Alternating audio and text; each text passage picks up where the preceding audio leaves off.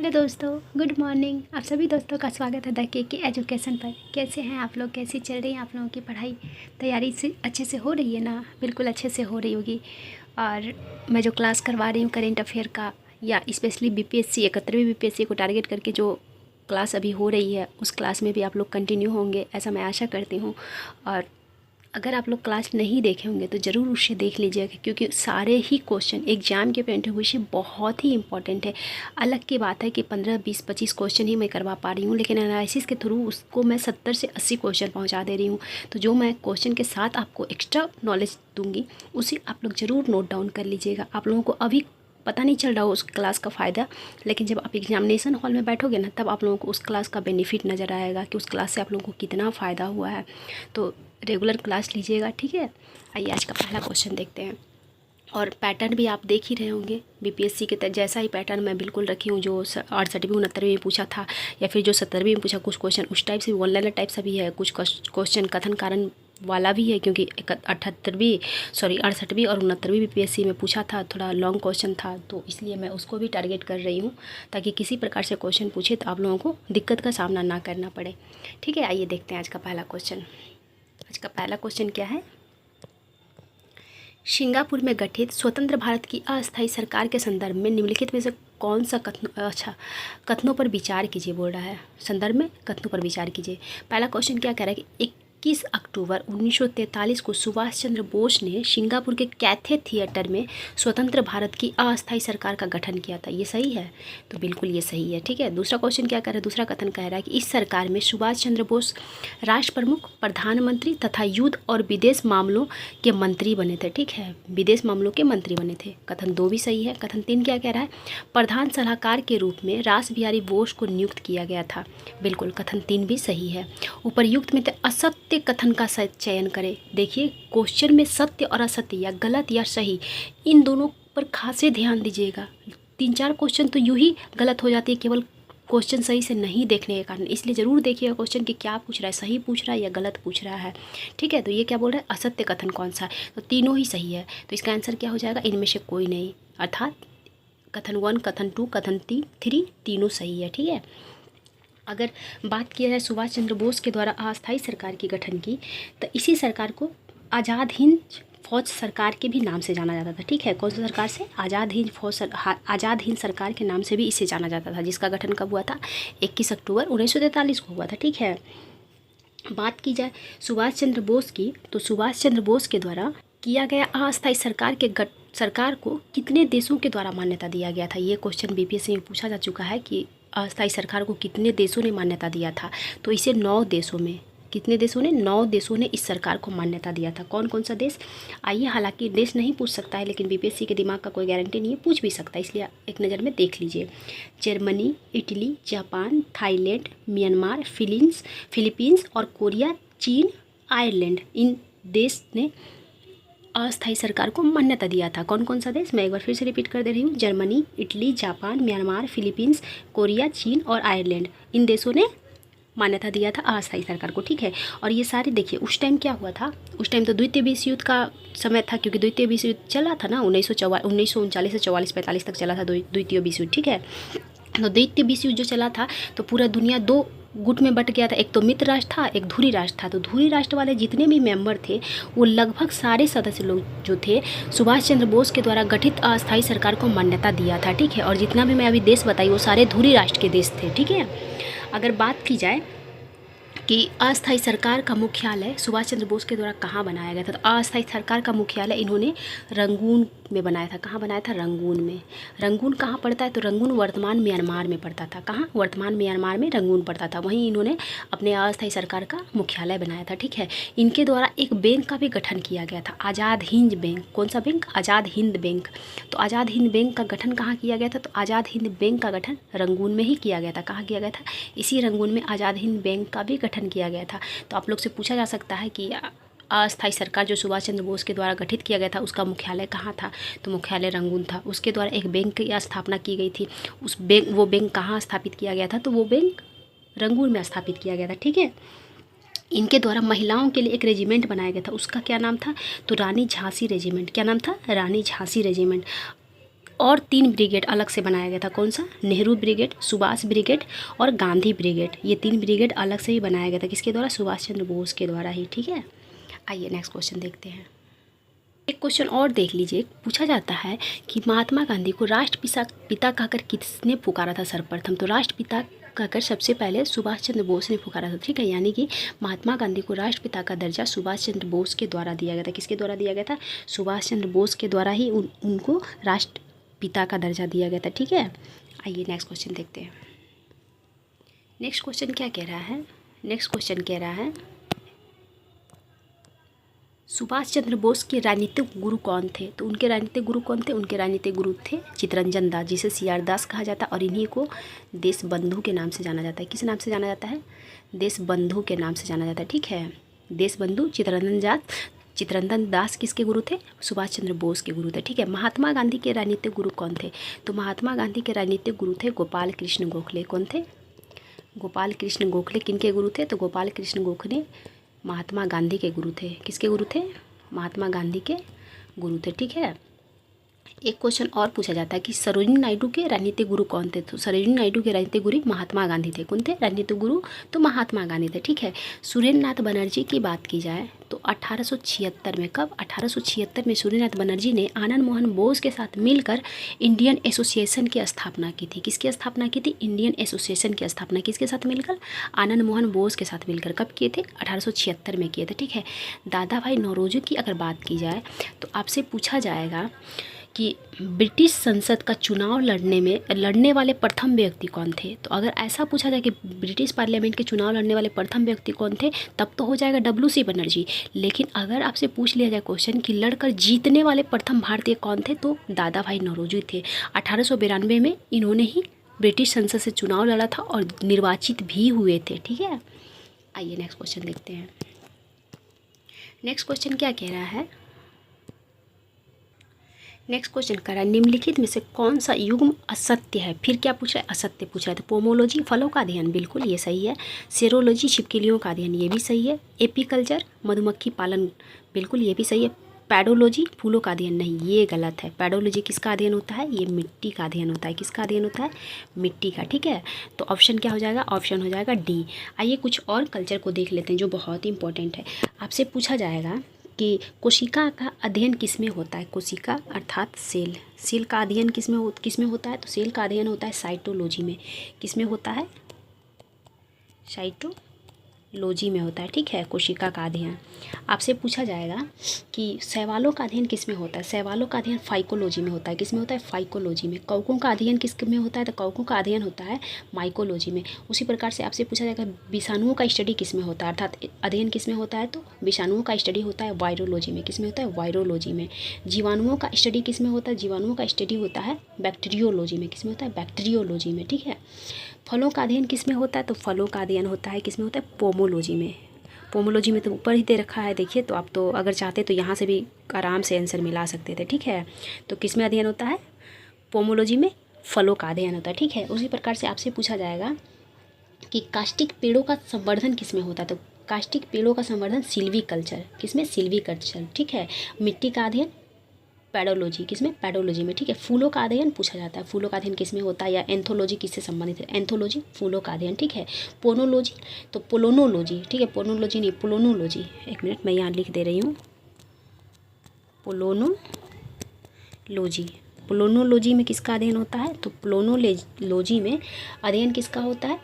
पराग कणों का। किसका होता है? पराग कणों का। ठीक है, ऑर्निथोलॉजी में किसका अध्ययन होता है? तो ऑर्निथोलॉजी में पक्षियों का स्टडी होता है। किसका होता है? पक्षियों का। ठीक है, इक्थियोलॉजी में किसका स्टडी होता है?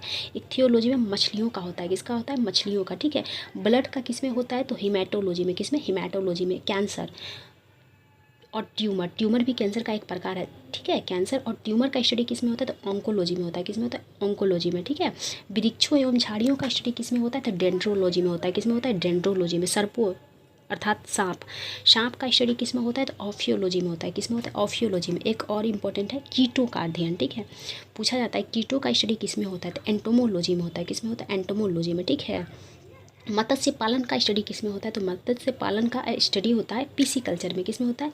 पीसी कल्चर में, ठीक है। मछलियों का अगर पूछ लिया जाए मछलियों का अध्ययन किस में होता है? तो इख्तियोलॉजी में। कंफ्यूज नहीं कीजिएगा, मछलियों का अध्ययन इख्तियोलॉजी में। लेकिन मत्स्य पालन का, ठीक है, मत्स्य पालने का अध्ययन किस में होता है? तो पीसी कल्चर हो जाएगा, ठीक है। आइए नेक्स्ट क्वेश्चन देखते हैं। नेक्स्ट क्वेश्चन क्या करें? कोशिका का पावर हाउस किसे कहा जाता है? तो कोशिका का पावर हाउस किसे कहा जाता है? माइटोकॉन्ड्रिया को। इसी को सूत्रकणिका भी कहा जाता है। माइटोकॉन्ड्रिया क्या कहा जाता है? सूत्रकणिका, ठीक है। राइबोसोम, इसे कोशिका का प्रोटीन हाउस कहा जाता है, प्रोटीन फैक्ट्री कहा जाता है। क्या कहा जाता है? Protein factory. तो आपसे पूछा जाएगा कोशिका का प्रोटीन फैक्ट्री किसे कहा जाता है? तो कोशिका का प्रोटीन फैक्ट्री कहा जाता है राइबोसोम को। किसे कहा जाता है? राइबोसोम को। यहाँ हो जाएगा लाइसोसोम, ठीक है, लाइसोसीम नहीं, लाइसोसोम। लाइसोसोम की बात की जाए तो इसे आत्महत्या का थैली कहा जाता है। क्या कहा जाता है? आत्महत्या का थैली किसे कहा जाता है? तो आत्महत्या का थैली कहा जाता है लाइसोसोम को। किसे कहा जाता है? लाइसोसोम को आत्महत्या का थैली कहा जाता है। एक क्वेश्चन और पूछा जाता है कि लाइसोसोम में कौन सा एंजाइम पाया जाता है? तो हाइड्रोलाइटिक एंजाइम पाया जाता है। कौन सा एंजाइम पाया जाता है? हाइड्रोलाइटिक, ठीक है।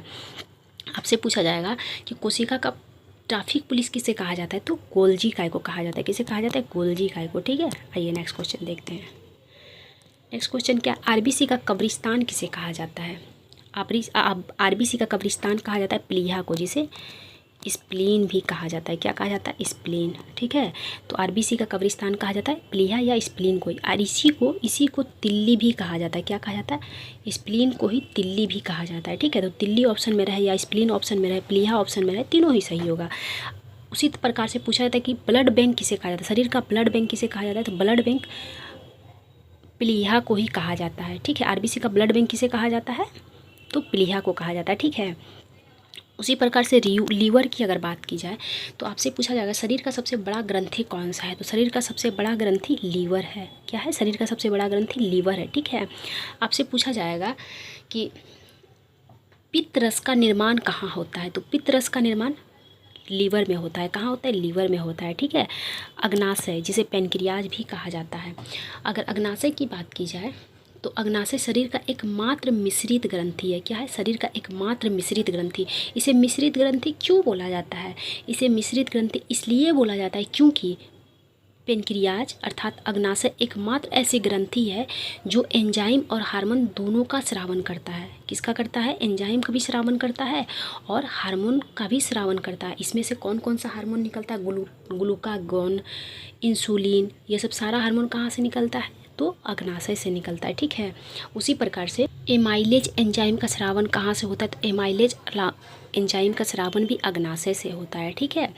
इंसुलिन हार्मोन का कार्य क्या है? तो इंसुलिन हार्मोन का कार्य है ब्लड से ग्लूकोज की मात्रा को कम करना, यानी कि ब्लड में ग्लूकोज की मात्रा को कम कौन करता है? तो ब्लड में ग्लूकोज की मात्रा यानी कि शर्करा को नियंत्रित कौन करता है? तो इंसुलिन करता है, ठीक है। इंसुलिन का स्रावन अग्नाशय के किस सेल से होता है? अग्नाशय के किस सेल से अगर आपसे पूछ लिया जाए तो बीटा सेल से होता है। किससे होता है? बीटा सेल से। अग्नाशय के बीटा सेल से इंसुलिन का स्रावन होता है। और इंसुलिन के कम स्रावन से कौन सा बीमारी हो जाता है? तो इंसुलिन के कम स्रावन से डायबिटीज नामक बीमारी हो जाता है। कौन सा? डायबिटीज, जिसे मधुमेह भी कहा जाता है। कौन सा बीमारी कहा जाता है? मधुमेह। मधुमेह नामक रोग किसके कारण हो जाता है? तो इंसुलिन हार्मोन के कम स्रावन के कारण जब ब्लड में आपके शुगर की मात्रा बढ़ जाएगी तो उसे मधुमेह रोग कहा जाता है, ठीक है। अस्थि मज्जा की अगर बात की जाए तो आपसे पूछा जाएगा कि आरबीसी का निर्माण कहाँ होता है? तो अस्थि मज्जा में होता है। कहाँ होता है? अस्थि मज्जा में होता है। डब्ल्यूबीसी का निर्माण कहाँ होता है? तो वो भी अस्थि मज्जा में होता है। और अस्थि मज्जा को बोन मैरो कहा जाता है। क्या कहा जाता है? बोन मैरो, ठीक है। आइए नेक्स्ट क्वेश्चन देखते हैं। नेक्स्ट क्वेश्चन क्या है? नेक्स्ट क्वेश्चन पूछ रहा है निम्न में से कौन सा युग्म सुमेलित है? रक्त परिवहन की खोज किसने किया था? या रक्त परिसंचरण का खोज? तो विलियम हॉर्वे, ठीक है, एक सही है। बैक्टीरिया का खोज किसने किया था? लिवेनहॉक, ये भी सही है। पेनिसिलिन की खोज किसने किया था? पेनिसिलिन क्या था? पेनिसिलिन पहला एंटीबायोटिक था। क्या था? पहला एंटीबायोटिक कौन सा था? तो पहला एंटीबायोटिक पेनिसिलिन था, जिसका निर्माण फंगस से हुआ था। किससे हुआ था? फंगस अर्थात कवक से हुआ था, ठीक है। तो इसका निर्माण किसने किया था? अलेक्जेंडर फ्लेमिंग ने, ये भी सही है। पोलियो का टीका का खोज एडवर्ड जेनर, बिल्कुल नहीं, ये नहीं हुआ था। तो इसका आंसर क्या हो जाएगा? 1 2 3। 1 2 3 तो ऑप्शन में नहीं है, कोई नहीं, हम लोग लिख लेते हैं 1 2 और 3, ठीक है। इसका आंसर हो जाएगा 1 2 3, तीनों सुमेलित है, ओके। आइए देख लेते हैं। एडवर्ड जेनर की अगर बात की जाए तो इसने किसकी खोज की थी? इसने चेचक के टीके की खोज की थी। किसकी खोज की थी? चेचक के टीके की खोज की थी? किसने की थी चेचक के टीके की खोज? तो एडवर्ड जेनर ने की थी, ठीक है। पोलियो के टीके की खोज किसने की थी? तो पोलियो के टीके की खोज की थी जॉन सॉल्क ने। किसने किया था पोलियो के टीके की खोज? तो ये किया था जॉन सॉल्क ने, ठीक है। जॉन सॉल्क ने पोलियो के टीके की खोज की थी, ठीक है। आपसे पूछा जाएगा कि हृदय का प्रत्यारोपण सर्वप्रथम किसने किया था? तो क्रिश्चियन बर्नार्ड ने किया था। किसने किया था? क्रिश्चियन बर्नार्ड ने किया था, ठीक है। वहीं अगर आपसे पूछ लिया जाए कि इंसुलिन की खोज किसने किया था? तो इंसुलिन की खोज बेंटिक ने किया था। किसने किया था? बेंटिक ने किया था। अभी जस्ट मैं बताया कि इंसुलिन का कार्य क्या है। तो इंसुलिन का कार्य है शरीर में ब्लड में से शुगर लेवल को कम करना। क्या करता है? शुगर लेवल को कम करता है। इंसुलिन के निम्न स्रावन से कौन सा बीमारी हो जाता है? मधुमेह नामक रोग हो जाता है। कौन सा? मधुमेह नामक रोग हो जाता है, ठीक है। आपसे पूछा जाएगा डीएनए का द्विहेलिक्स मॉडल किसने दिया था? तो डीएनए के द्विहेलिक्स मॉडल दिया था जेम्स एवं वाटसन ने। किसने दिया था? जेम्स वाटसन एवं क्रिक ने दिया था, ठीक है। वाटसन एवं क्रिक ने डीएनए का द्विकुंडली मॉडल दिया था, जिसे क्या कहा जाता है? जिसे डबल हेलिक्स मॉडल कहा जाता है। तो डीएनए का डबल हेलिक्स मॉडल किसने दिया था? तो डीएनए का डबल हेलिक्स मॉडल दिया था वाटसन एवं क्रिक ने, ठीक है। डीएनए की खोज किसने किया था? तो फ्रेडरिक मिस्चर ने किया था। किसने किया था? फ्रेडरिक मिस्चर ने डीएनए की खोज की थी, ठीक है। बैक्टीरिया की खोज किसने किया था? तो बैक्टीरिया की खोज लिवेन हॉक ने किया था। किसने किया था? लिवेन हॉक ने बैक्टीरिया की खोज किया था, ठीक है। और अभी जस्ट आप देखें लिवेन हॉक ने और किसकी खोज की थी? तो लिवेन हॉक ने किसकी खोज की थी? सेल की भी खोज की थी, ठीक है। एक क्वेश्चन पूछा जाता है कि भारत एक मिनट कुछ हो गया था, ये फिर से प्रारंभ करते हैं। इसका आंसर क्या हो जाएगा? इसका आंसर हो जाएगा 1 2 3, तीनों सही है, ठीक है। ये भी सही है, ये भी सही है, ये भी सही है। गलत कौन सा हो जाएगा? गलत हो जाएगा एडवर्ड जेनर, ठीक है। एडवर्ड जेनर गलत हो जाएगा। तो एडवर्ड जेनर ने किसकी खोज की थी? एडवर्ड जेनर ने खोज किया था। इसका आंसर नहीं दिया, हम लोग सी में लिख लेते हैं 1 2 और 3, तीनों सही है, ठीक है। तीनों सही है। एडवर्ड जेनर ने किसकी खोज की थी? तो एडवर्ड जेनर ने चेचक के टीके की खोज की थी। किसकी खोज की थी? चेचक के टीके की खोज की थी। किसने की थी? एडवर्ड जेनर ने की थी, ठीक है। तो पोलियो के टीके की खोज किसने की थी? ये की थी जॉन सॉल्क ने की थी। किसने की थी? जॉन सॉल्क के द्वारा पोलियो के टीके की खोज की गई थी, ठीक है। मलेरिया के परजीवी की खोज किसने किया था? रोनाल्ड रोस ने। किसने किया था? रोनाल्ड रोस ने मलेरिया के परजीवी का खोज किया था, ठीक है। उसी प्रकार से आपसे पूछा जाएगा जीवाणु की खोज किसने किया था? लिवेन हॉक ने की थी। किसने की थी? लिवेन हॉक ने, ठीक है। आइए नेक्स्ट क्वेश्चन देखते हैं। नेक्स्ट क्वेश्चन क्या है? चुंबकीय फ्लक्स का, किसका? चुंबकीय फ्लक्स ये होगा, ठीक है। चुंबकीय फ्लक्स का एसआई मात्रक क्या होता है? तो चुंबकीय फ्लक्स का एसआई मात्रक वेबर होता है। क्या होता है? वेबर होता है, ठीक है। अगर वहीं आपसे पूछ लिया कूलम किसका मात्रक है? तो विद्युत आवेश का मात्रक है। किसका आवेश मात्रक है? विद्युत आवेश का मात्रक क्या होता है? तो विद्युत आवेश का मात्रक कूलम होता है, ठीक है। लक्स किसका मात्रक होता है? तो लक्स होता है प्रदीप्ति घनत्व। किसका होता है? प्रदीप्ति घनत्व का मात्रक लक्स होता है, ठीक है। ल्यूमेन किसका मात्रक होता है? तो ल्यूमेन जो है ये ज्योति तीव्रता का मात्रक होता है, सॉरी ज्योति फ्लक्स का मात्रक होता है। किसका होता है? ज्योति फ्लक्स का मात्रक होता है, ठीक है। ज्योति तीव्रता का मात्रक क्या होता है? तो कैंडला होता है। क्या होता है? कैंडला होता है, ठीक है। पृष्ठ तनाव का मात्रक क्या होता है? तो न्यूटन पर मीटर। क्या होता है? न्यूटन पर मीटर पृष्ठ तनाव का मात्रक होता है, ठीक है। जड़त्व आघूर्ण का मात्रक क्या होता है? किलो पर मीटर, केजी पर मीटर स्क्वायर। क्या होता है? केजी पर मीटर स्क्वायर। जड़त्व आघूर्ण का मात्रक होता है। शक्ति का मात्रक वाट होता है। क्या होता है? वाट होता है। आइए नेक्स्ट क्वेश्चन देखते हैं। नेक्स्ट क्वेश्चन क्या कह रहा है? चिली साल्ट पीटर का रासायनिक नाम क्या है? तो चिली साल्ट पीटर का रासायनिक नाम सोडियम नाइट्रेट होता है। क्या होता है? Sodium nitrate Chile salt Peter का रासायनिक नाम होता है। फेरिस सल्फेट किसका मात्रक फेरिस सल्फेट किसका रासायनिक नेम है? तो ये हराकसीस का। किसका है? हराकसीस का रासायनिक नाम क्या है? फेरिक सल्फेट है, ठीक है। अगर वहीं आपसे पूछ लिया जाए कॉपर सल्फेट किसका रासायनिक नाम है? तो कॉपर सल्फेट नीला थोथा का। किसका रासायनिक नाम है? नीला थोथा का। इसका रासायनिक फॉर्मूला भी पूछता है, तो इसका रासायनिक फॉर्मूला क्या होता है? CuSO4 × 5H2O, ठीक है। 5H2O किसका रासायनिक फॉर्मूला है? तो कॉपर सल्फेट का। और व्यापारिक नेम क्या है? तो नीला थोथा। और अगर आपसे पूछ लिया जाए कि नीला थोथा का रासायनिक नेम क्या है? तो कॉपर सल्फेट, ठीक है। सोडियम बाइकार्बोनेट, धोवन सोडा या धावन सोडा का रासायनिक नाम क्या है? तो सोडियम बाइकार्बोनेट। फॉर्मूला पूछता है इसका फॉर्मूला क्या होता है? Na2CO3 3 × 10H2O। क्या होता है? 10H2O किसका फॉर्मूला होता है? तो सोडियम बाइकार्बोनेट का फॉर्मूला होता है Na2CO3 × 10H2O, ठीक है। वहीं अगर आपसे पूछ लिया जाए कि जिप्सम का फॉर्मूला क्या होता है? तो जिप्सम का फॉर्मूला क्या होता है? CaSO4 × 2H2O। क्या होता है? CaSO4 into 2H2O। किसका फॉर्मूला होता है? जिप्सम का। आइए नेक्स्ट क्वेश्चन देखते हैं। नेक्स्ट क्वेश्चन क्या कर रहा है? व्हाइट गोल्ड के नाम से किसे जाना जाता है? तो व्हाइट गोल्ड के नाम से प्लेटिनम को जाना जाता है। किसे जाना जाता है? प्लेटिनम को। पेट्रोलियम को किस नाम से जाना जाता है? पेट्रोलियम को लिक्विड गोल्ड के नाम से जाना जाता है। किस नाम से? लिक्विड गोल्ड के नाम से किसे जाना जाता है? जाना जाता है पेट्रोलियम को। ठीक है। कोयला को, इसको क्या, किस नाम से जाना जाता है? तो इसे ब्लैक गोल्ड के नाम से जाना जाता है। किस नाम से? काला सोना। काला सोना के नाम से किसे जाना जाता है? तो काला सोना के नाम से कोयला को जाना जाता है। ठीक है। आयरन सल्फाइड की अगर बात की जाए तो आयरन सल्फाइड फिलोस्पर्स उल के नाम से किसे जाना जाता है? तो फिलोस्पर्स उल के नाम से किसे जाना जाता है? जिंक ऑक्साइड को जाना जाता है। किसे जाना जाता है? ZnO को जाना जाता है। ठीक है। और आयरन सल्फाइड को किस नाम से जाना जाता है? तो आयरन सल्फाइड को झूठा सोना के नाम से जाना जाता है। ठीक है। फुल्स गोल्ड किसे जाना जाता है? फुल्स गोल्ड के नाम से। तो आयरन सल्फाइड को, अर्थात झूठा सोना के नाम से जाना जाता है आयरन सल्फाइड को। ठीक है। आइए नेक्स्ट क्वेश्चन देखते हैं। नेक्स्ट क्वेश्चन क्या कह रहा है? निम्नलिखित में से किस अनुच्छेद को न्याय का झरना कहा जाता है? किस अनुच्छेद को न्याय का झरना कहा जाता है? अनुच्छेद 32 को कहा जाता है न्याय का झरना। किसे कहा जाता है? अनुच्छेद 32 को। अनुच्छेद 32 के तहत सुप्रीम कोर्ट के द्वारा 5 प्रकार का रीट जारी किया जाता है। कितने प्रकार का? 5 प्रकार का। कौन कौन सा? आइए देख लेते हैं उसे। हमेशा एग्जाम में उससे संबंधित क्वेश्चन पूछा जाता है। पहला रीट कौन सा है? परमादेश। कौन सा है? परमादेश। ठीक है। दूसरा रीट कौन सा है? परमादेश। बंदी प्रत्यक्षीकरण। ठीक है। बंदी प्रत्यक्षीकरण। और कौन सा रीट है? अधिकार परीक्षता। ठीक है। अधिकार परीक्षता। इसके बाद कौन सा है? प्रतिषेध और उत्प्रेषण। कितने प्रकार के रीट हो गए? 5 प्रकार के। कौन कौन सा? मैं फिर से कह दे रही हूँ। परमादेश, बंदी प्रत्यक्षीकरण, अधिकार परीक्षता, प्रतिषेध और उत्प्रेषण। ये 5 प्रकार का रीट जारी किया जाता है सुप्रीम कोर्ट के द्वारा। किस आर्टिकल के तहत? तो आर्टिकल 32 के तहत। ठीक है।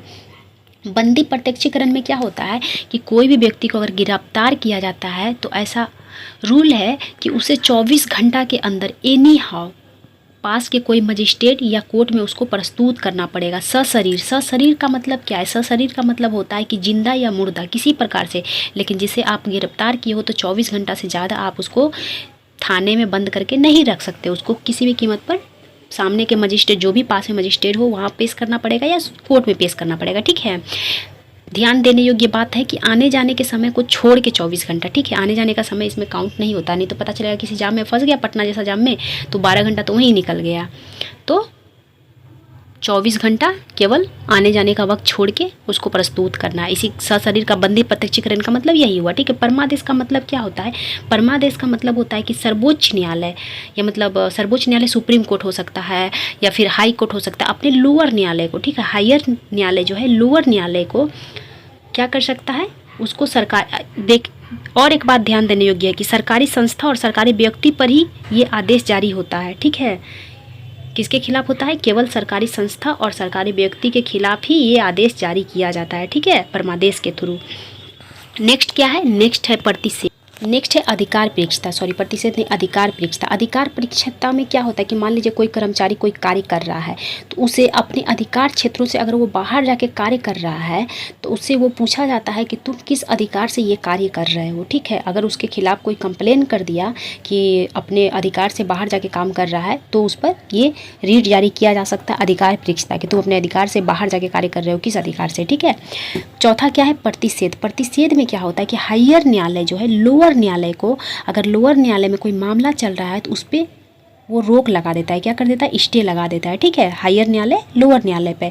उत्प्रेषण का मतलब क्या होता है? देखिएगा, उत्प्रेषण और प्रतिषेध में बच्चों को बहुत कन्फ्यूजन होता है। कन्फ्यूजन वाली बात भी है, ध्यान से अगर नहीं सुनिएगा तो फिर कन्फ्यूजन होगा, कन्फ्यूजन बना ही रहेगा।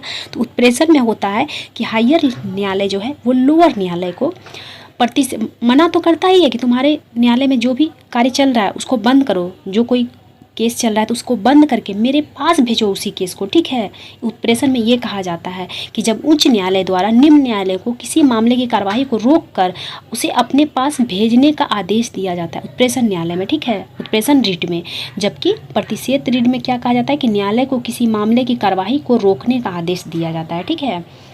और एक क्वेश्चन पूछा जाता है कि किस रीट को पोस्टमार्टम रीट भी कहा जाता है? क्या कहा जाता है? पोस्टमार्टम भी कहा जाता है। तो उत्प्रेषण को पोस्टमार्टम भी कहा जाता है। क्या कहा जाता है? पोस्टमार्टम कहा जाता है। ठीक है। एक और क्वेश्चन पूछा जाता है किस रीट को जागृति कॉल कहा जाता है? तो परमादेश को जागृति कॉल कहा जाता है। किसे कहा जाता है? परमादेश को जागृति कॉल कहा जाता है। ठीक है। और अगर अनुच्छेद 19 की बात की जाए तो अनुच्छेद 19 के तहत व्यक्ति को स्वतंत्रता का अधिकार मिला है, बोलने की आज़ादी, हड़ताल करने की हड़ताल बोल रहे हैं, मान लीजिए कोई संगठन बनाने की आज़ादी किस अनुच्छेद के तहत मिला है, तो अनुच्छेद 19 के तहत मिला है। ठीक है, अनुच्छेद 226 की अगर बात की जाए तो अनुच्छेद 226 के तहत हाई कोर्ट रीट जारी करता है, वो भी 5 प्रकार का रीट जारी करता है। जैसे सुप्रीम कोर्ट 5 प्रकार का रीट जारी करता है अनुच्छेद 32 के तहत, उसी प्रकार से हाई कोर्ट अनुच्छेद 226 के तहत रीट जारी करता है। अनुच्छेद 248 की अगर बात की जाए तो अनुच्छेद 248 में क्या दिया गया है, अवशिष्ट सूची का वर्णन किया गया है। किसका वर्णन किया गया है, तो अवशिष्ट सूची का उल्लेख किया गया। आप सूची पढ़े होंगे 3 प्रकार से, है ना, ज़्यादातर लोग 3 ही प्रकार की सूचियों से वाकिफ़ होते हैं, संघ सूची, समवर्ती सूची और राज्य सूची। लेकिन एक और प्रकार का सूची अवशिष्ट सूची। अवशिष्ट सूची में जितने भी विषय होते हैं उस पर कानून बनाने का अधिकार किसका होता है, केंद्र सरकार का होता है। ठीक है, जबकि राज्य सूची के विषय पर कानून राज्य सरकार बनाता है और समवर्ती सूची के विषय पर राज्य सरकार केंद्र सरकार दोनों कानून बनाता है। ठीक है, जबकि संघ सूची के विषय पर केवल और केवल केंद्र सरकार कानून बनाता है। उसी प्रकार से अवशिष्ट सूची के विषय पर केवल और केवल केंद्र सरकार कानून बनाता है। ठीक है, तो संघ सूची, समवर्ती सूची और राज्य सूची का वर्णन अनुच्छेद 246 में किया गया है, जबकि अवशिष्ट सूची का उल्लेख अनुच्छेद 248 में किया गया है। ठीक है, आइए नेक्स्ट क्वेश्चन देखते हैं। नेक्स्ट क्वेश्चन क्या कह रहा है, सूची 1 को सूची 2 से सुमेलित कीजिए। प्रथम आंग्ल मैसूर युद्ध किस संधि के तहत समाप्ति हुई थी, मद्रास की संधि के तहत।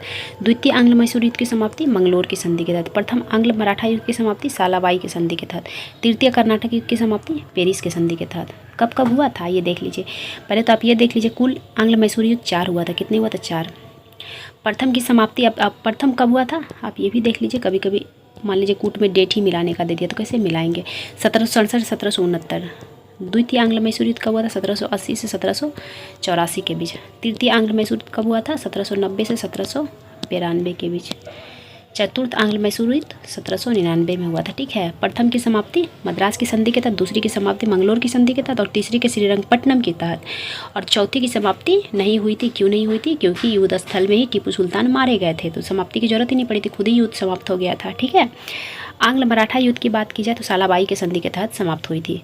कब से कब तक हुआ था प्रथम आंग्ल मराठा युद्ध, ये हुआ था 1775 से 82 के बीच। ठीक है, और 1782 में ही सालाबाई की संधि हुई थी।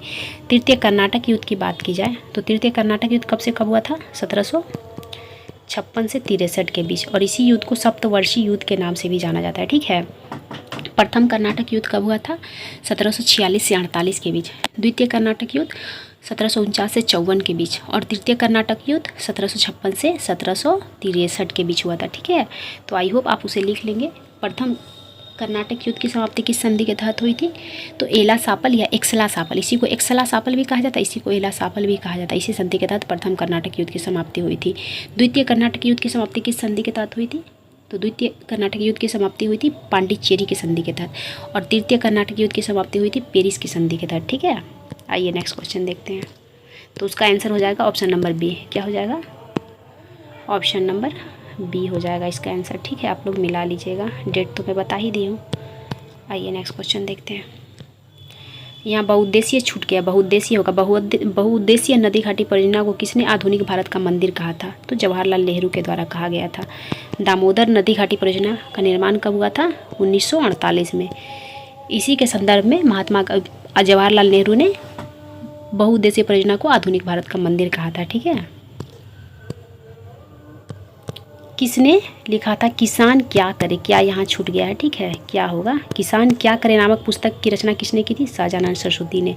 इनके द्वारा एक और प्रसिद्ध पुस्तक की रचना की गई थी, कौन सा, हुंकार। ये बीपीएससी एग्जाम में पूछा जा चुका है। हुंकार नामक पुस्तक की रचना किसने की थी, तो शाहजानंद सरस्वती ने। ठीक है, मजहरूल हक की बात की जाए तो द मदरलैंड, ये भी बहुत प्रसिद्ध पुस्तक है, सॉरी ये समाचार पत्र है, बहुत बार एग्जाम में पूछा जा चुका है कि द मदरलैंड का प्रकाशन किसने किया था, तो मजहरूल हक के द्वारा किया गया था। ठीक है, श्री कृष्ण सिंह बिहार के प्रथम मुख्यमंत्री, बिहार के प्रथम व्यक्तिगत सत्याग्रही कौन थे, सत्याग्रह के, तो श्री कृष्ण सिंह थे। बिहार के दूसरे सत्याग्रही कौन थे, श्री अनुग्रह नारायण सिन्हा, कौन थे, अनुग्रह नारायण सिन्हा। ठीक है, नेक्स्ट क्वेश्चन देखिए, पूछा क्या सदाकत आश्रम की स्थापना किसने की थी। सदाकत आश्रम की स्थापना मजरूल हक के द्वारा किया गया था। कब किया गया था, 1921 में किया गया था। कब किया गया था, 1921 में, 1921 में किया गया था। ठीक है। सदाकत आश्रम की स्थापना किसकी दी हुई ज़मीन पर, ज़मीन किसने दिया था, तो सदाकत आश्रम की स्थापना के लिए खैरू मियाँ ने ज़मीन दिया था। किसने दिया था, खैरू मियाँ ने ज़मीन दिया था सदाकत आश्रम की स्थापना के लिए, ठीक है। और स्थापना किसके द्वारा किया गया था, मजरूल हक के द्वारा, ठीक है। मजरूल हक के द्वारा कौन सा पुस्तक निकाला, समाचार पत्र निकाला था, जस्ट मैं पिछले क्वेश्चन में बताई थी, द मदरलैंड। कौन सा, द मदरलैंड। एक और क्वेश्चन पूछा जाता है कि डॉक्टर राजेंद्र प्रसाद के द्वारा किस आश्रम में अपनी अंतिम सांसें ली गई थी, तो सदाकत आश्रम में ही राजेंद्र प्रसाद के द्वारा अपनी अंतिम सांसें ली गई थी, ठीक है। असहयोग आंदोलन के दौरान बिहार विद्यापीठ की स्थापना कहाँ की गई थी, तो इसी सदाकत आश्रम में बिहार विद्यापीठ की स्थापना की गई थी। कब की गई थी, इसकी ओपनिंग कब हुई थी, 6 फरवरी 1921 को हुई थी। कब हुई थी, 1921 को, ठीक है। किसने ओपनिंग की थी, तो महात्मा गांधी के द्वारा बिहार विद्यापीठ की ओपनिंग की गई थी, उद्घाटन की गई थी, ठीक है। कब, 6 फरवरी 1921 को। और कहाँ स्थापना की गई थी, तो बिहार विद्यापीठ की स्थापना सदाकत आश्रम में हुई थी, ठीक है। स्वामी सहजानंद सरस्वती की बात की जाए तो इनके द्वारा सीताराम आश्रम की स्थापना की गई थी। कौन सा आश्रम की, सीताराम आश्रम की। कहाँ की गई थी, पटना के बिहटा में, ठीक है। डॉक्टर राजेंद्र प्रसाद की बात की जाए तो ये बिहार के निवासी थे, बिहार के सारण जिला, शायद पता नहीं मिस माइंड हो रहा है किस जिला के, ये जीरादेई गांव में इनका जन्म हुआ था। कहाँ, जीरादेई गांव में जन्म हुआ था, ठीक है। और ये भारत के प्रथम राष्ट्रपति भी थे। संविधान सभा के प्रथम निर्वाचित अध्यक्ष कौन थे, जो निर्विरोध चुने गए थे, ठीक है, डॉक्टर राजेंद्र प्रसाद ही थे, ठीक है। राष्ट्रपति के रूप में सबसे लंबा कार्यकाल किसका है, तो डॉक्टर राजेंद्र प्रसाद का ही है, ठीक है। आपसे पूछा जाएगा देश रत्न के नाम से किसे जाना जाता है, तो देश रत्न के नाम से डॉक्टर राजेंद्र प्रसाद को ही जाना जाता है। डॉक्टर राजेंद्र प्रसाद को देश रत्न की उपाधि किसने दी थी, तो महात्मा गांधी के द्वारा दिया गया था, ठीक है। आजाद शत्रु के नाम से किसे जाना जाता है, तो डॉक्टर राजेंद्र प्रसाद को ही जाना जाता है, ठीक है। आपसे पूछा जाएगा बिहार के गांधी के रूप में किसे जाना जाता है, तो बिहार के गांधी के रूप में भी डॉक्टर राजेंद्र प्रसाद को जाना जाता है, ठीक है। दयानंद सरस्वती की अगर बात की जाए तो इनका मूल नाम क्या था, मूल शंकर। क्या था, मूल शंकर, ठीक है। पूछा जाता है कि इनके द्वारा कौन सा प्रसिद्ध पुस्तक की रचना की गई थी, तो सत्यार्थ प्रकाश। कौन सा, सत्यार्थ प्रकाश, ठीक है। इनके द्वारा एक संस्था की भी स्थापना की गई थी। कौन सी संस्था, आर्य समाज। कब की गई थी, 1875 में। कब की गई थी, 1875 में आर्य समाज की स्थापना की गई थी। किसके द्वारा, स्वामी दयानंद सरस्वती के द्वारा। आइए नेक्स्ट क्वेश्चन देखते हैं। करेंट अफेयर का क्वेश्चन है, भारत का सबसे बड़ा विश्व स्तरीय क्रूज टर्मिनल कहाँ प्रारंभ हुआ है, तो ये मुंबई में हुआ है। कहाँ हुआ है, मुंबई में, ठीक है। विशाखापट्टनम की बात की जाए तो ये भारत का प्रथम एकमात्र लैंडलॉक बंदरगाह है। क्या है, लैंडलॉक बंदरगाह है, ठीक है। विश्व के पहले थोरियम मोल्टेन साल्ट परमाणु रिएक्टर किस देश ने प्रारंभ किया है, ये भी करेंट का है, चीन ने। किसने किया है, चीन ने। नेक्स्ट क्वेश्चन क्या है, ये क्वेश्चन मैं फर्स्ट क्वेश्चन में डिस्कस की थी। भारत संघ अर्थात इंडियन एसोसिएशन के संस्थापक कौन थे, तो ये सुरेंद्र नाथ बनर्जी थे। सुरेंद्र नाथ बनर्जी प्लस आनंद मोहन बोस। कौन थे, आनंद मोहन बोस के द्वारा इंडियन एसोसिएशन की स्थापना की गई थी। कब की गई थी, 1876 में की गई थी। कब की गई थी इंडियन एसोसिएशन की स्थापना, 1876 में की गई थी, ठीक है। बाल गंगाधर तिलक की बात की जाए तो इनके द्वारा 2 प्रसिद्ध समाचार पत्र निकाला जाता था, जो बहुत ही प्रसिद्ध था। कौन सा, मराठा और केसरी। तो इससे क्वेश्चन बार बार इसलिए पूछा जाता है क्योंकि है ही उटपटांग। आपसे पूछा जाएगा केसरी किस भाषा में निकाला जाता था, तो केसरी अंग्रेजी भाषा में निकाला जाता था। किस भाषा में, अंग्रेजी भाषा में, सॉरी मराठी भाषा में। केसरी समाचार पत्र किस भाषा में निकाला जाता था, तो मराठी भाषा में, जबकि मराठा समाचार पत्र अंग्रेजी भाषा में निकाला जाता था। मराठा समाचार पत्र किस भाषा में, अंग्रेजी भाषा में। और केसरी समाचार पत्र मराठी भाषा में, ठीक है। केसरी समाचार पत्र मराठी भाषा में, जबकि मराठा समाचार पत्र अंग्रेजी भाषा में निकाला जाता था। ध्यान देने योग्य बात है, मराठा समाचार पत्र अंग्रेजी भाषा में, जबकि केसरी समाचार पत्र मराठी भाषा में निकाला जाता था, ठीक है। आइए नेक्स्ट क्वेश्चन देखते हैं। नेक्स्ट क्वेश्चन क्या है, रविन्द्रनाथ टैगोर ने अपनी नाइटहुड की उपाधि कब लौटाई थी, तो उन्होंने लौटाई थी जालियांवाला बाग हत्याकांड के समय। कब हुआ था ये हुआ था 13 अप्रैल 1919 को। कब हुआ था जालियांवाला बाग हत्याकांड, 13 अप्रैल 1919 को। चौरा चौरी कांड कब हुआ था, ये हुआ था 5 फरवरी 1922 को हुआ था। कब हुआ था, 5 फरवरी 1922 को चौरा चौरी कांड हुआ था। कहाँ हुआ था, तो ये हुआ था उत्तर प्रदेश में। कहाँ हुआ था, उत्तर प्रदेश में, ठीक है। क्या हुआ था कि उत्तर प्रदेश में 5 फरवरी को कुछ प्रदर्शनकारी प्रदर्शन कर रहे थे, क्योंकि उस टाइम भारत में असहयोग आंदोलन चल रहा था, तो प्रदर्शन कर रहे थे शांतिपूर्ण तरीके से, ठीक है, शांतिपूर्ण तरीके से प्रदर्शन कर रहे थे। लेकिन ब्रिटिश पुलिस के द्वारा इन पर गोलियां बरसा दी गई और प्रदर्शनकारी भड़क गए और भड़क के थाने में ही आग लगा दी, जिसमें 22 पुलिसकर्मी जल गए, जलकर मर ही गए, ठीक है, 22 पुलिसकर्मी। और इसी घटना से उदास होकर महात्मा गांधी के द्वारा असहयोग आंदोलन वापस ले लिया गया था। तो पूछा जाता है कि असहयोग आंदोलन महात्मा गांधी के द्वारा कब वापस लिया गया था, तो 12 फरवरी 1922 को लिया गया था। 5 फरवरी को ये घटना हुआ था और 12 फरवरी 1922 को ले भी लिया गया था वापस, ठीक है। एक और क्वेश्चन पूछा जाता है कि किस बैठक में असहयोग आंदोलन वापस लेने की महात्मा गांधी ने घोषणा की थी, तो बारदौली बैठक में। किस बैठक में? बारदौली बैठक में, ठीक है। भगत सिंह की अगर बात की जाए तो भगत सिंह को फांसी कब दिया गया था? 23 मार्च 1931 को। कब दिया गया था? 23 मार्च 1931 को भगत सिंह, राजगुरु और सुखदेव को फांसी दिया गया था। तीनों को एक साथ फांसी दिया गया था, ठीक है। सांडर्स हत्याकांड में फंसाकर इनको फांसी दिया गया था। सविनय अवज्ञा आंदोलन प्रारंभ कब हुआ था? 6 अप्रैल 1930 को। कब हुआ था? 6 अप्रैल 1930 को प्रारंभ हुआ था। आइए नेक्स्ट क्वेश्चन देखते हैं। मिलाना है। बारदौली कहाँ पड़ता है? बारदौली पड़ता है गुजरात में। कहाँ पड़ता है? बारदौली पड़ता है गुजरात में। चौरी चौरा कहाँ पड़ता है? जस्ट मैं बताई उत्तर प्रदेश में, यहीं पर ना चौरी चौरा कांड हुआ था। यरवदा जेल है, कहाँ पड़ता है? महाराष्ट्र में। नोआखली पश्चिम बंगाल में। तो इसका आंसर क्या हो जाएगा? 1 का 2 एक ही आंसर है और एक ही ऑप्शन है, ऑप्शन नंबर सी, ठीक है। ऑप्शन नंबर सी इसका आंसर हो जाएगा। आइए नेक्स्ट क्वेश्चन देखते हैं। दिए गए कूट की सहायता से हरित क्रांति के घटक को चुनिए। उच्च उत्पादन देने वाले बीज की किस्म, बिल्कुल। सिंचाई ये भी था। ग्रामीण विद्युतीकरण ये भी था। ग्रामीण सड़कें और विपणन ये भी था। तो इसका आंसर क्या हो जाएगा? इसका आंसर हो जाएगा ऑप्शन नंबर डी, ठीक है। आपसे पूछा जाएगा हरित क्रांति शब्द किसने दिया था? हरित क्रांति शब्द दिया था विलियम गैडे के द्वारा दिया गया था। किसके द्वारा दिया गया था? विलियम गैडे के द्वारा हरित क्रांति शब्द दिया गया था, ठीक है। आपसे पूछा जाएगा हरित क्रांति का जनक किसे कहा जाता है? हरित क्रांति का जनक कहा जाता है नॉर्मन बोरलॉग को। किसे कहा जाता है? नॉर्मन बोरलॉग को हरित क्रांति का जनक कहा जाता है। अगर वहीं पूछा जाए कि भारत में हरित क्रांति का जनक किसे कहा जाता है, तो MS स्वामीनाथन को कहा जाता है। किसे कहा जाता है? MS स्वामीनाथन को भारत में हरित क्रांति का जनक कहा जाता है। और MS स्वामीनाथन को 2024 में भारत के सर्वोच्च नागरिक पुरस्कार भारत रत्न से सम्मानित किया गया था, ठीक है। आइए नेक्स्ट क्वेश्चन देखते हैं। सूची 1 को सूची 2 से सुमेलित कीजिए। भारतीय संविधान का भाग 9 में किस चीज़ का जिक्र किया गया? तो भारतीय संविधान का भाग 9 में पंचायत से संबंधित उल्लेख है, ठीक है। भारतीय संविधान का भाग 8 में किसका उल्लेख है? तो संघ राज्य का, यानी कि केंद्र शासित प्रदेश का, ठीक है। भारतीय संविधान के भाग 4 के A में किसका जिक्र है? तो मूल कर्तव्य का। भारतीय संविधान का भाग 9A में किसका जिक्र है? नगर पालिका। तो इसका आंसर क्या हो जाएगा? भारतीय संविधान के भाग 9 में पंचायत का, 1 का 3, ऑप्शन नंबर A हो जाएगा, ठीक है। ऑप्शन नंबर A हो जाएगा। और 2 का क्या है? 1 है। आपसे पूछा जाएगा कि मूल कर्तव्य किस अनुच्छेद में इसका जिक्र है? अनुच्छेद 51 के क्लोज A में इसका जिक्र है। किसमें? अनुच्छेद 51 का क्लोज A में। जैसे भाग 4 का A में मूल कर्तव्य का वर्णन है, उसी प्रकार से अनुच्छेद अगर पूछ लिया जाए तो 51 का A में। मूल कर्तव्य क्या मूल संविधान में था? बिल्कुल नहीं, मूल संविधान में मूल कर्तव्य नहीं था। इसे 42वां संविधान संशोधन 1976 के तहत संविधान में जोड़ा गया था। तो पूछा जाता है कि मौलिक कर्तव्य को किस समिति के सिफारिश पर संविधान में जोड़ा गया था? तो किस समिति के सिफारिश पर जोड़ा गया था? स्वर्ण सिंह समिति के सिफारिश पर। किस समिति के सिफारिश पर?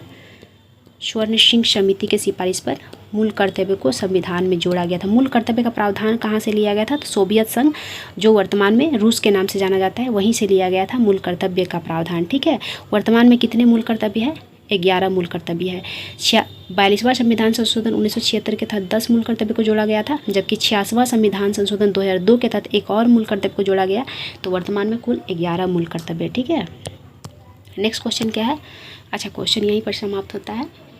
आई होप आप लोग को आज का क्लास भी बहुत पसंद आएगा और एग्जाम के पॉइंट ऑफ व्यू से सारे ही क्वेश्चन बहुत इंपॉर्टेंट हैं। आप लोगों को आइडिया तो मिल ही रहा होगा अगर आप प्रीवियस क्वेश्चन लगा रहे होंगे, चाहे वर्तमान में अभी जो हाल फिलहाल में एग्जाम हुआ है उसका क्वेश्चन देख रहे होंगे। तो आप लोग बेफिक्र रहिए, क्वेश्चन मैं वही करवाऊँगी जो वाकई में एग्जाम के पॉइंट ऑफ व्यू से बहुत ही इंपॉर्टेंट हो। तो